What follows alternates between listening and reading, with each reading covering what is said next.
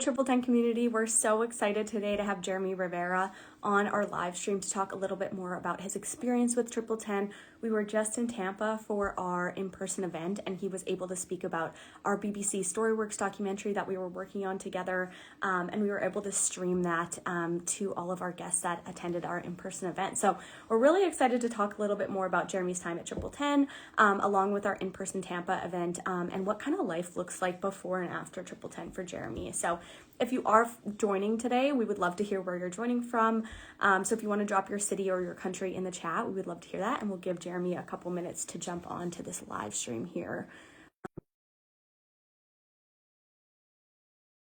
For them, probably closer to the end of the live stream, but we're really excited to have him in today. And if you're curious about Triple Ten programs, we would highly recommend checking out our website. Hi, Jeremy. How are you?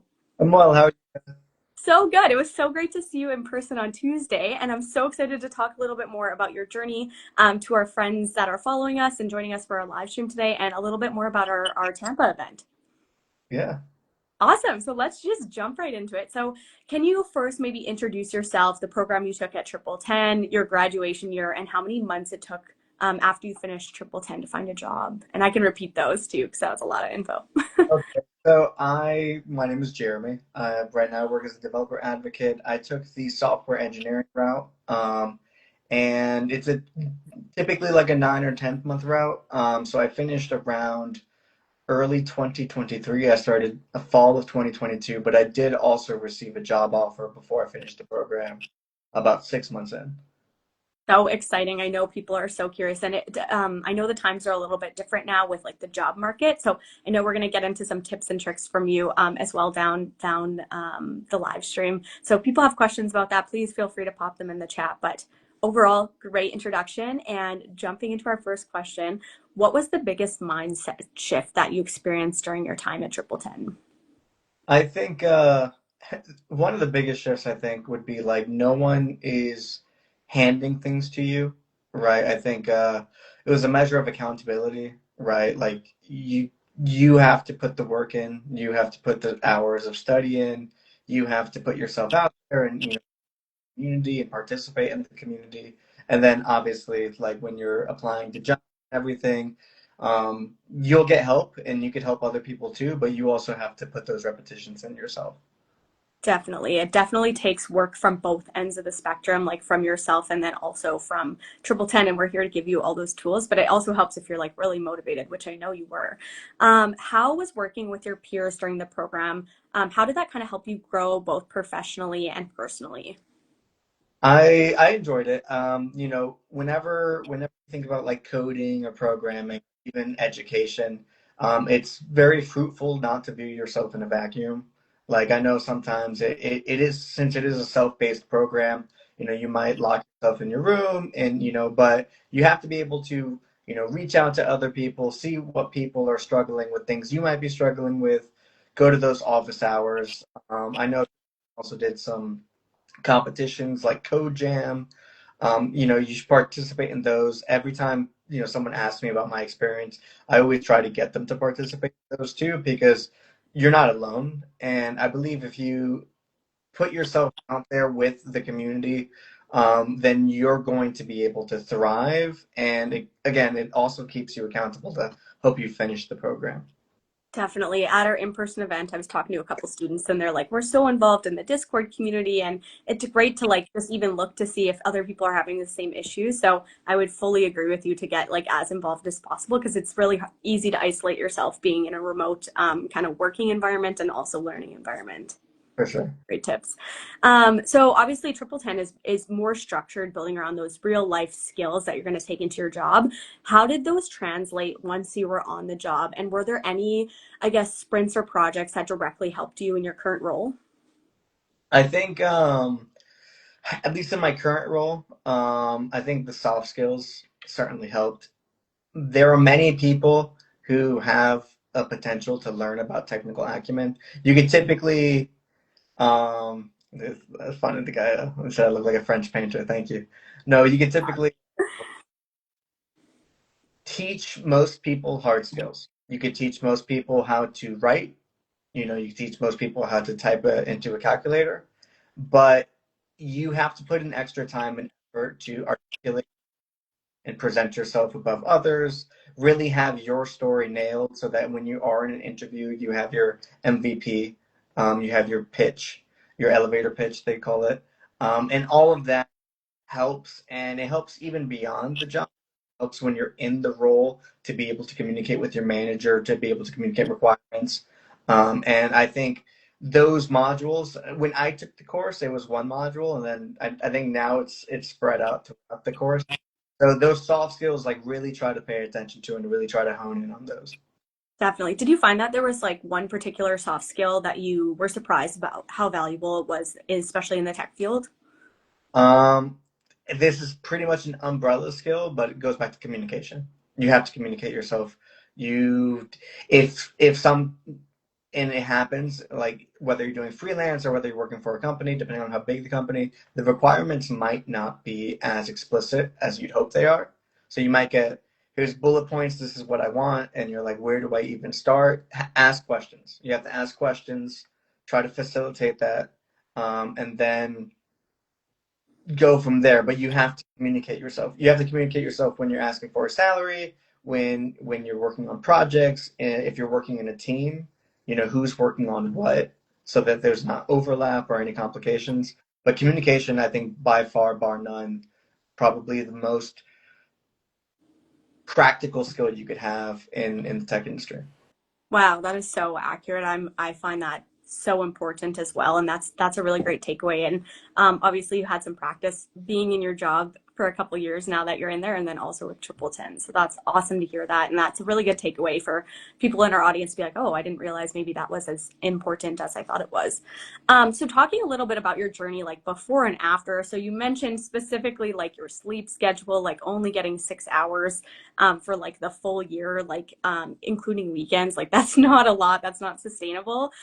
Especially like now that you have all this, not all this free time, but more free time to catch up on reading and general life balance really improved after kind of switching your career. So can you kind of walk us through a before and after of your daily routine now versus when you were in your warehouse days?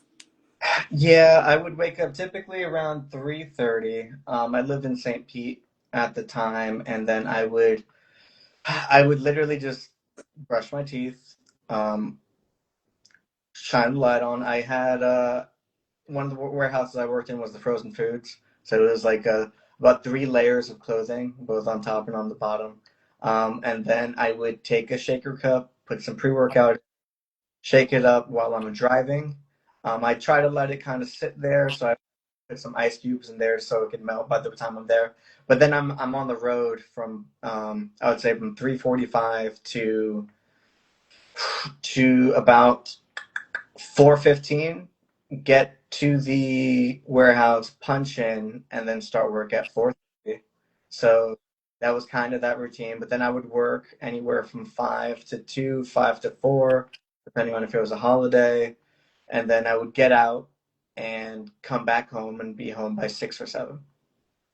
That is a really long day and like really early. You're probably going to sleep at like 9 to be able to get up that early, maybe even earlier. So, what does your life look like now that you're in your tech role? Like, how has that drastically changed? I probably sleep in a little bit too much now. I've been trying to 5 but really kind of pushing for that incentive is been difficult recently. But I wake up, if I can do a little workout or like walk the dogs or something, I will. So I have to feed the dogs, get good, get ready, prepared. Then I'll work, and then probably around noon, get some caffeine in me, and then finish the day. Again, if I need to stop by a store during the day or take an appointment, I have that ability to now. I don't have to take off time for work. Um, my sleep is probably floating around 8 to 9 hours now, which is awesome.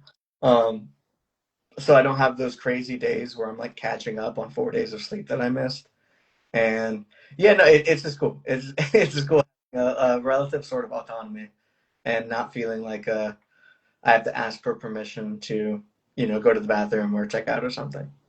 So fair. I really appreciate the honesty of like we're still struggling at the beginning there, but still it's just such a nice change being able to have that time back and being like so flexible. I know that's definitely saved me in a remote environment being flexible. So Definitely relate and feel you there. And I know Beverly was just saying sleep is the number one key to life. Fully agree with you, Beverly. So, talking a little bit more about life after Triple Ten. So you mentioned to me about applying to different roles and different platforms during your job search. What advice would you give to students navigating the job search in today's market, especially maybe platforms or job search ideations outside of bigger platforms like LinkedIn? If you can, and I know that this is a terrible thing, but there's a couple things with that. So LinkedIn and Indeed will typically have the most competition because they are the lowest hanging fruit. There's easy apply. There's, I can apply in 30 seconds, which you 100% should do those. But also recognize the issue with that too is the amount of competition you might have on those platforms. And then now, because of AI and because of how the market is now, everyone's using a script to auto apply. So really hone in on your resume. Really make sure that your resume is tried and true and is applicable to the role that you're applying to. Once you have that, I would highly encourage anyone to apply directly on the website of the people who are offering the job, right? Because it's one less abstraction, right? Because LinkedIn is one more abstraction. So you have to go to LinkedIn, and then it goes to the ATS, and then it goes to the person. If you could just go there and apply directly on the site, and you have a resume that is tailored and will not get stopped by ATS, maybe you have those keywords in the job post. The next step I would do, which might be a longer game, but I think is appropriate, is network. And network with people, network with recruiters. If you see positions, interact with these people. Don't ask them for favors, right? There's still people too, and they're going to be inundated by requests. But be in the network, look out for those roles. I would encourage to post on LinkedIn. Um, but again, post content that is appropriate for the platform. So I do think that there is a portion of the platform in which you can make the request like, hey, I'm looking for a job, I need a new role, X, Y, Z. But people typically respond to giving. So if you could give, your perspective or some insight or educate people, I think that is more worthy of a post than for you asking people, and keep people updated. I know sometimes it feels like you're humble bragging on LinkedIn, and that's a little bit difficult, especially if you come from a background where humility is rewarded. um, LinkedIn is a little different, but if you could put yourself out there and then keep going to specific roles and applying on the company websites, I think that is a better advantage than just spraying and praying applications. I would fully agree with you on that. Those are amazing tips. I know some of those are directly from career coaches. Some of those are like brand new. I've never heard those before. If anybody on here needs examples, I would actually highly recommend going to follow Jeremy on LinkedIn just because like he's pretty consistent and his posts are like really value heavy. So like if you need a good example, go follow Jeremy. But those are awesome tips. And I hope people were writing them down or if they're watching this after our live stream is over, like those are really, really strong tips that are going to make you stand out and just a little bit different from what the average person is doing. Thank you. Great. So also touching on your current role, so you landed a role as a developer advocate. So one, can you kind of explain what that is to people? Because I feel like some people get it confused or they're not quite sure what that means. And then what do you love most about kind of the mix of engineering and communication in that role? So developer advocacy is essentially it is a subset of marketing towards developer audiences. So what happens often is people turn off to traditional marketing, and then the stereotype, and it's kind of true, is developers also respond pretty negatively to trying to be sold to. But as in any form of sales or any form of marketing, meet the people where they are. So if developers use a particular jargon or they respond well to like clear documentation or demos or tutorials, that's where someone in my role would reach out to those people and essentially again communicate with them, because I don't think everyone thinks about like salesy or slimy or whatever. I don't have that mindset. Everyone in a way wants to be sold to, but in a proper way.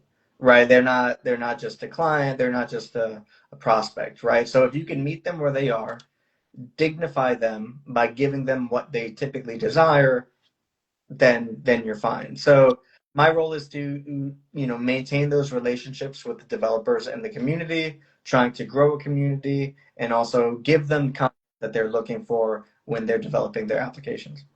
Wow, that's fabulous. That sounds like a really unique role. And I feel like that's really fitting for you, like just meeting you in person and seeing about your personality. I feel like that role really meshes well with who you are and what you know. So thanks for sharing that. Hopefully our audience understands a little bit more about what you do and like how you got to this point. So I know that in previous conversations we've talked a lot about like fear mongering around AI right now. It's a really hot topic. How are you particularly like staying grounded and focused on like your goals in an industry that's always evolving? Then I have a follow-up question to this. Okay. For Petite from the City, I do very much code. You have to be able to code in my role. It's not a purely marketing role. It's making projects or demos, or even throwing those demos on GitHub so people could like pull requests. So it's very very much still heavily technical.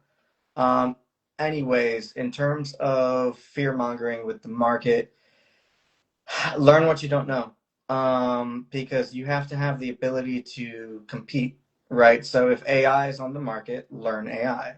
If LLMs are on the market, learn LLMs. You don't necessarily have to be an expert. I don't think that's what people are asking for, but don't fear the tool. Use the tool, and then you should have the ability to,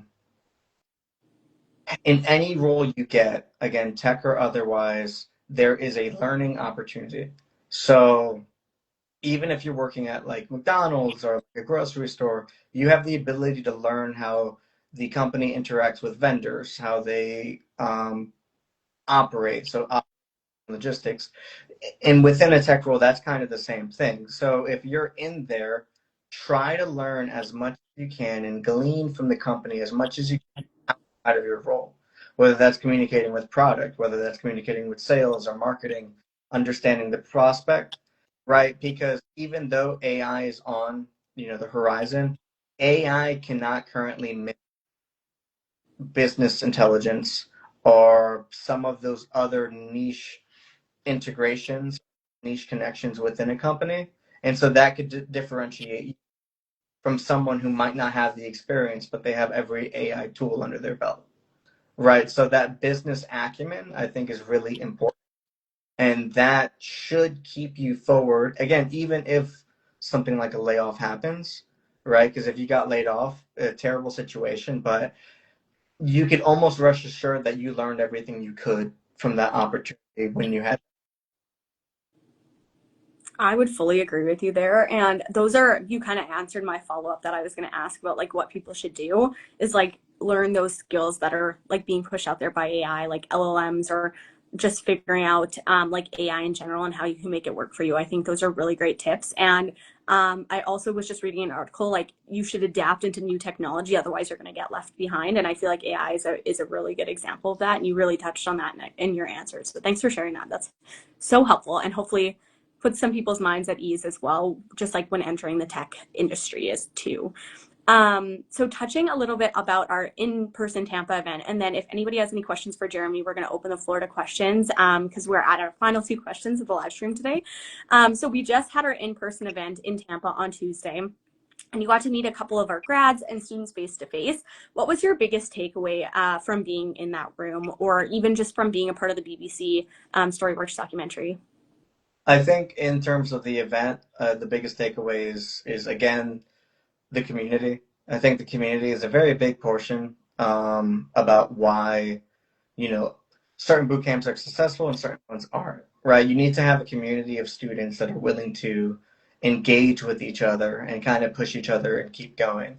And I saw that. I mean, I saw some people drive, 2 hours from Orlando to come to the event, which was pretty cool to see. Very humbling.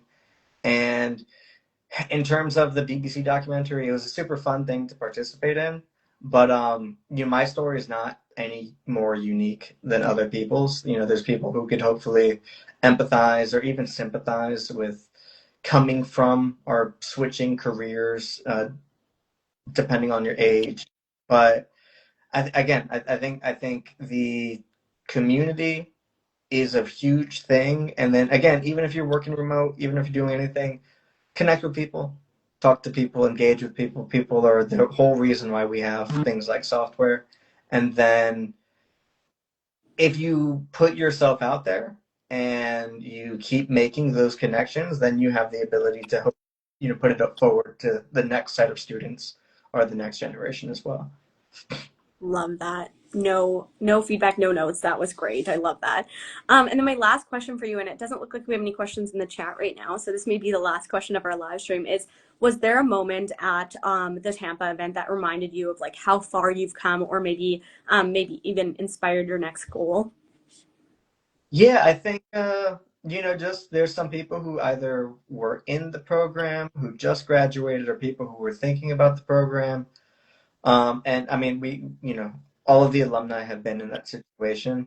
So just again, it kind of gives me more impetus, motivation to throw the content out there because there are eyes, there are people watching it, there are people engaging with it. So there's some, even videos or content that I've been sitting on that, I was kind of like, oh, I don't know, release it or not. But I think just putting yourself forward, putting yourself out there. And I think, again, what AI is trying to do, I guess some people, but can't yet do is really have like a personal brand. So if you could invest in that, then you should be. Definitely. Fully agree with that. Well, thank you so much, Jeremy, for joining us today. This was like such a great conversation, kind of debrief from our Tampa event, and then just kind of wrapping up the week of spotlighting you from your documentary. And if people haven't watched it yet, it is on our YouTube and on our Instagram. And it's a really great video, really showcases your journey really well. So I would highly recommend people go to check that out. If you're curious about the tech industry, I know we have a great group of alumni. I'm sure Jeremy would be happy just to share his experience at Triple 10 and like what that was like. So feel free to either reach out to us or reach out and we can set you up with some of our alumni to chat more. And if anybody has any questions, our DMs are always open. Any last words before we leave on this awesome Friday afternoon, Jeremy? I guess be grateful for where you are, but always look forward, right? So if you're ever on the fence about taking a step or trying to improve, in education, you're what you invest in. So make that choice. Invest in yourself. Invest in yourself. That is a great snippet. Thank you so much for joining today, Jeremy, and stay tuned for more live streams with alumni and students coming soon in July. But thanks so much and have a great weekend, everyone. I Bye. think